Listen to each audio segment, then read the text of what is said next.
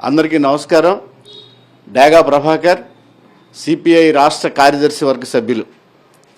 గత కొన్ని రోజులుగా ఆంధ్ర రాష్ట్రంలో ఉన్న రైతులందరూ కూడా యూరియా కొరతతో అల్లాడిపోతూ ఉన్నారు. అంటే న్యాయంగా ఈ ఉభయ గోదావరి జిల్లాలకి సంబంధించి నీటి వనరు ఉంది కాబట్టి ఈ పాటికి ఊడుపులైపోవడంతో పాటు యూరియా రెండో కోటా వేస్తే పంట ఏపుగా పెరగడానికి అవకాశం ఉంటుంది. కానీ ఆ పరిస్థితి లేకుండా ఉంది. నిన్నే ముఖ్యమంత్రి గారు ప్రకటన చేశారు, 1000 టన్నుల యూరియా ఆంధ్ర రాష్ట్రానికి వచ్చింది, మీరెవరో ఆందోళన చెందనవసరం లేదు, రైతులు అందరికీ అందుద్దని.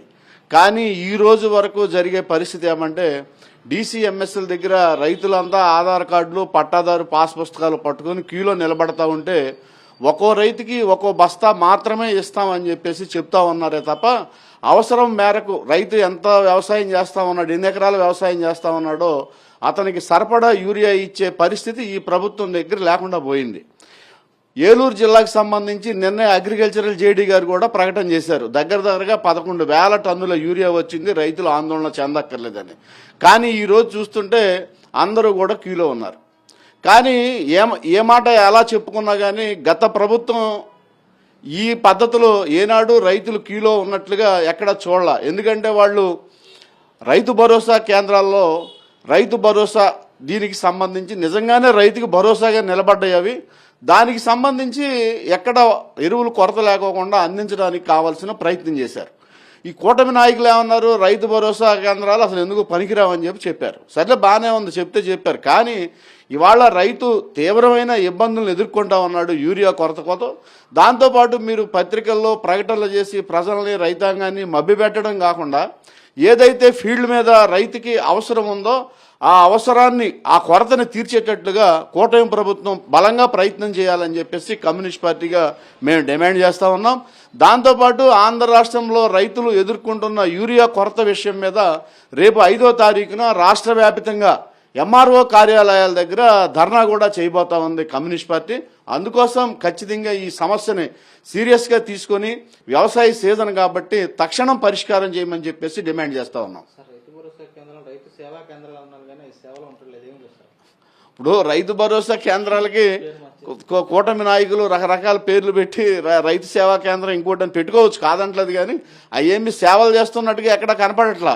దాంతోపాటు ఈ జిల్లాకు సంబంధించి ప్రత్యేకత ఏమంటే గతంలో సొసైటీల ద్వారా కూడా ఎరువులు వెళ్ళాయి. ఇప్పుడు ఈ ప్రభుత్వం వచ్చిన తర్వాత సొసైటీ ఎన్నికలు కూడా పెట్టుకోకుండా నామినేట్ చేయడంతో పాటు ఈ పరిసరాల్లో ఉన్న సొసైటీలన్నీ, అంటే ఈ జిల్లా కానీ పశ్చిమ గోదావరి జిల్లా కానీ అన్ని సొసైటీలు పూర్తిగా అవినీతిలో కూరుకుపోయి ఉన్నాయి. అవి సక్రమంగా నడవని పరిస్థితి కూడా కొనసాగుతూ ఉంది. అవి కొంత కొనసాగితే ఈ ఎరువులు వాటి ద్వారా డిస్ట్రిబ్యూషన్ జరిగి ఉంటే కొంత రైతాంగానికి అందుండేది. అట్లాంటి చర్యన్న తక్షణం తీసుకోవాలని చెప్పేసి డిమాండ్ చేస్తా ఉన్నాం. చెప్పులు పెట్టేవాళ్ళు, క్యూలో నిలబడేవాళ్ళు, అలాంటి పరిస్థితులు చూస్తే కానీ ఎప్పుడో పురాతనంలో చూసాము. ఇప్పుడు ప్రత్యేకంగా క్యూలు కడుతున్నారు, నెల రోజులైనా దొరకట్లేదు ఒక్క యూరియా కట్ట కూడా. ఇలాంటి పరిస్థితులు పనిచూసాను. అంటే నెల రోజులైనా యూరియా కట్ట దొరకకపోతే రైతు వ్యవసాయానికి సంబంధించి కేటాయించాల్సిన సమయాన్ని అంతా కూడా క్యూలో ఉండడానికి కేటాయించే పరిస్థితి వస్తూ ఉంది.